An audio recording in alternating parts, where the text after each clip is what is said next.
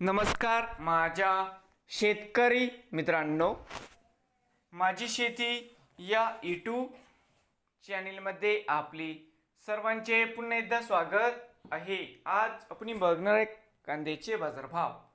महाराष्ट्र राज्यातील कृषी उत्पन्न बाजार समिती मुंबई येथील आजचे कांदा बाजारभाव म्हणजे दिनांक 12 मे 2026। सर्व शेतकऱ्यांनी हा व्हिडिओ संपूर्णपणे बघा, कुठे स्किप करता। कांदा दरामध्ये होते चांगली वाढ।